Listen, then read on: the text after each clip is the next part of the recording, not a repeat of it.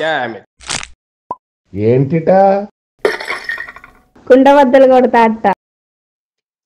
నమస్కారం, కుండబద్దల ప్రేక్షకులకి స్వాగతం. నకిలీ మద్యం కేసులో జోగి రమేష్కి డెడ్ లైన్ దగ్గరకు వచ్చేసిందా? నిన్న అద్దేపల్లి జనార్దన్ రావు కానీ ఆయన తమ్ముడు జగన్మోహన్ కానీ ఇచ్చిన సమాచారం ప్రకారంగా జోగి రమేష్ పాత్ర ఎంతుంది అనే దాని మీద ఒక పక్కన వెరిఫై జరుగుతూ ఉంటే వాళ్ళు ఇచ్చిన సమాచారం విస్తుగొలిపే విధంగా ఉంది. ఇందులో మరి ఆ పార్టీ ఈ పార్టీ అని లేకుండా ఇప్పుడు అందరూ కలిపి అధికారులతో సహా ఇందులో వీళ్ళ దగ్గర మేసేశారు, వీళ్ళ దగ్గర లంచాలు పుచ్చుకున్నారు అనే వార్త బయటకు వస్తున్న ఈ సమయంలో మరి జోగి రమేష్ కూడా మరొక డ్రామాకి తెరదీశాడు. ఆయన కనకదుర్గ ఆలయం ముందు నుంచొని నాకు ఇందులో ఏం సంబంధం లేదు అని ఒట్టేసి మరీ చెబుతున్నాను అని అందరినీ నమ్మబలికే ప్రయత్నం చేస్తున్నాడు అని అంటే జోగి రమేష్కి ఇంటర్నల్గా వేరే సమాచారం ఉందనేది ఇప్పుడు బయటకు వస్తున్నది ఒక వార్త అయితే వినిపిస్తోంది. అందులో జోగి రమేష్ చేసే ఈ డ్రామాలని ప్రజలు ఏ మేరకు నమ్ముతారు అని అంటే కరుణాకర్ రెడ్డి తిరుపతిలో చేసిన డ్రామా లాగానే తర్వాత మాట మార్చిన విధంగానే నే గో వధ అనలేదు, గో వ్యధ అన్నానని రేపు జోగి రమేష్ నకిలీ మద్యం కాదు మద్యం తయారు చేసాం మేము అని ఏమన్నా మాట మారుస్తాడా? ఇందులో ఆ కేసు పూర్వాపరాలు ఎలా ఉన్నాయి, ఇందులో జోగి రమేష్ పాత్ర ఏ రకంగా బయటపడబోతోంది అనేది ఈ వీడియోలో నేను మీకు పూర్తిగా వివరించే ప్రయత్నం చేస్తాను. వీడియో నచ్చితే ఖచ్చితంగా లైక్ చేయండి, ఇంకా 10 మందికి షేర్ చేయండి. నిన్న అద్దేపల్లి జనార్దన్ రావును ఆయన తమ్ముడు జగన్మోహన్ రావుని విచారించిన దాంట్లో చాలా అంశాలు బయటకు వచ్చాయి. ఇందులో మరి వైసీపీ అనే కాదు టీడీపీ మూలాలు కూడా బయటపడుతున్నాయి. ఇది అందరూ ఖచ్చితంగా గుర్తుపెట్టుకోవాల్సిన అవసరం ఉంది. ఎందుకంటే ఈ రోజున లిక్కర్ షాపులు సిండికేట్ల రూపంలో ఎవరి చేతుల్లో ఉన్నాయి, బార్లు ఏ రకంగా మరి టీడీపీ తాలూకు మనుషులకి మారిపోయాయి.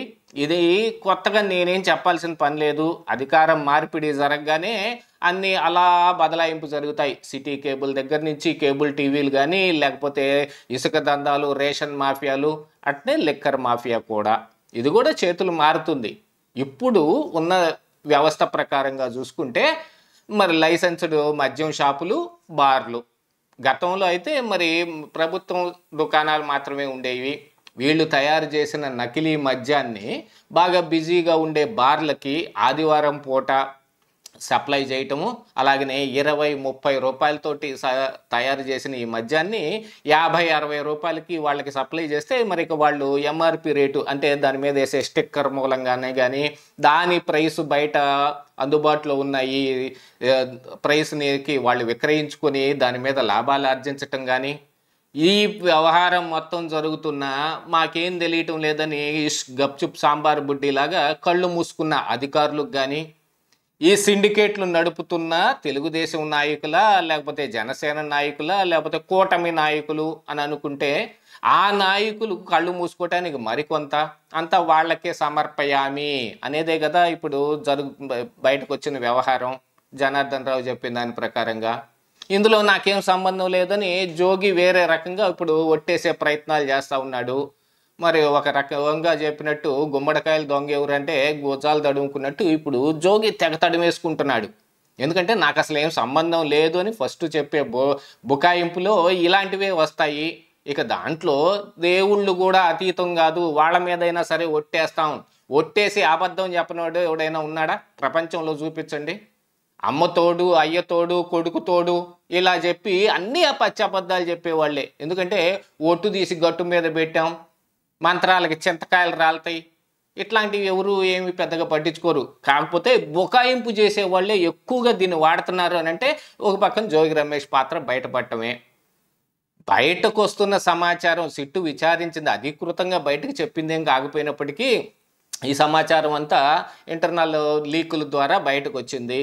ఏ రకంగా ఎవరెవరు ఇన్వాల్వ్ అయి ఉన్నారు ఇందులో అని చెప్పి ఈ ఇన్వాల్వ్మెంట్ మొత్తం మరి ఇక్కడ తంబలపల్లి నియోజకవర్గం కావచ్చు, చిత్తూరులో బాలాజీ అనే వ్యక్తి ఈ నకిలీ మద్యం తయారు చేయడంలో దిట్ట. మరి ఆయన గోవాలో చాలా ఈ లిక్కర్ కంపెనీల్లో పనిచేసి వచ్చాడు, అతనికి మాత్రమే తెలుసు ఆ ఫార్ములా అనేది కూడా బయట పెడుతుంటే అతని వ్యవహారం కూడా మరి దాదాపుగా బయటపడిపోయింది. ఇందులో ఈ జనార్దన్ రావుకి జోగి రమేష్కి ఉన్న సంబంధాన్ని వైసీపీ నాయకులు బుకాయించే ప్రయత్నం చేసిన జోగి ఒకసారి నిజం చెప్పి ఒకసారి అబద్ధం చెప్పిన జనార్దన్ రావు తోటి ఈ జోగి ఉన్న ఫోటోలు బయటకు రావటం మూలాన అసలు గుట్టంతా బయటకు వచ్చింది. వాళ్ళేం తెలియని వాళ్ళు కాదేం అనేది. దాంతోపాటుగా ఈ జోగి రమేష్ సోదరుడితోటి ఈ జనార్దన్ రావు కలిపి ఒక బార్ ఉంటే కనీసం తెలియని కూడా తెలియకుండా ఎలా ఉంటుంది? జగన్మోహన్ రెడ్డి కూడా ఆయన మొన్న పెట్టిన ప్రెస్ మీట్లో అసలు తెలియదు పో అన్నాడు. కాకపోతే మరి జోగి గతంలో చెప్పిన దాని ప్రకారంగా ఆయన తెలుసు, కానీ ఆయన ఇవన్నీ చేస్తాడని నాకు తెలియదు అంటే ఇప్పుడు ఆధారాలు అయితే సంపాదించాల్సిన అవసరం సిట్టు మీద ఖచ్చితంగా ఉంది. ఎందుకంటే ఏ నకిలీ మద్యాన్ని బయట పెట్టడానికి జోగి ఆడిన ఒక డ్రామా, ఆయనే ఈ ఎక్సైజ్ అధికారులకు ఇన్ఫర్మేషన్ ఇచ్చాడు అనే దాని మీద కానీ, ఎందుకంటే బయట నడుస్తున్న ప్రచారాలు ఇవన్నీ ఏదో పుకార్ల కింద పుట్టినవేం కాదు, కొంత అధికృతంగా ఇంటర్నల్ లీకుల ద్వారా వచ్చిన అంశాలే. లేకపోతే వాళ్ళ వాట్సాప్ చాట్లు కానీ వాళ్ళ ఫోటోలు కానీ బయటకు ఎలా వస్తాయండి? ఇవన్నిటినీ లీకులు ఇస్తారు. మనం గతంలో ఏపీ లిక్కర్ స్కామ్ ఏదైతే 3,200 కోట్ల రూపాయలు ఆరోపించారో అందులో వెంకటేష్ నాయుడు డబ్బులు లెక్క పెట్టుకుంటున్న ఫుటేజీలు కానీ, తమన్నాతో చార్టెడ్ ఫ్లైట్లో తిరుగుతున్న ఫోటోలు కానీ ఇవేమన్నా సిట్ అధికృతంగా రిలీజ్ చేసిందా? అట్లానే బయటకు వస్తూ ఉంటాయి. దాంతోపాటుగా ఎక్కడెక్కడ ఎవరెవరు ఏమేమి దాచిపెట్టారు అనేది ఆ సమాచారం కూడా బయటకి లీకుల ద్వారానే వస్తుంది. ఇవన్నీ చూడగానే ఇప్పుడు జోగి రమేష్ భుజాలు తడువుకోవటం మొదలుపెట్టాడు. అందుకే దేవుడి మీద ఒట్టేస్తాను, ఆ తిరుపతి వెంకన్న మీద ఒట్టేస్తాను, కనకదుర్గ అమ్మవారి మీద ఒట్టేస్తాను. మరి గతంలో ఇలాంటి మాటలు మాట్లాడలేదే? ఎందుకంటే అగ్రిగోల్డ్ విషయంలో ఆయన చేసింది అందరికీ తెలుసు. కాకపోతే ఇక్కడ గుర్తుంచుకోవాల్సిన అంశం ఏమిటి అనంటే, ఇప్పుడు చర్చ ఖచ్చితంగా చేయాల్సిన అంశం, నకిలీ మద్యం తయారు చేశారు, సరే బాగానే ఉంది, దొంగచాటుగా చేశారు, అది వీళ్ళకి తెలియకుండా చేస్తే తర్వాత పట్టుబడ్డారు, ఇది ఒక వరకు నమ్మే అవకాశం ఉంది. కానీ మరి సప్లై చేశారు, ఏ షాపుల్లో పెట్టి అమ్మారో, ఏ బార్లలో పెట్టి అమ్మారో, దాంట్లో మరి టీడీపీ నాయకులకి ముట్టింది ఎంత అని అంటే ఆడ మాత్రం ఖచ్చితంగా వీళ్ళు కూడా తడుముకుంటున్నారు. అసలు వీళ్ళు తడుముకునే దానికి గాను జోగి రమేష్ బతికిపోయేటట్టుగా ఉన్నాడు. ప్రతి అంశంలోనూ ఇలాగనే ఎవరో ఒకళ్ళు మరి వైసీపీలోంచి వచ్చి టీడీపీలో చేరిన నాయకులు ఉండటమా, లేకపోతే వాళ్ళకి కొమ్ము కాస్తూ కోవర్టులని పెంచి పోషించుకుంటున్న ఈ నాయకులా, లేకపోతే వాళ్ళు సంపాదన బహు మెండుగా చేశారు వాళ్ళు అధికారంలో ఉన్నప్పుడు, అంత మెండుగా మనం కూడా సంపాదించాలని వాళ్ళతో గ్రూపులు కట్టుకున్న టీడీపీ నాయకుల వ్యవహారమా? ఇదంతా కూడా బయటకు వస్తుంది. ఈ బయటకు వచ్చే సమయంలో మరి వీళ్ళు కూడా ఇరుక్కుపోతారు. కాబట్టి ఎక్కడ దొంగలు అక్కడే గప్చుప్ సాంబార్ బుడ్డి అన్నట్టు మరి జోగి రమేష్ను కూడా తప్పిస్తారా?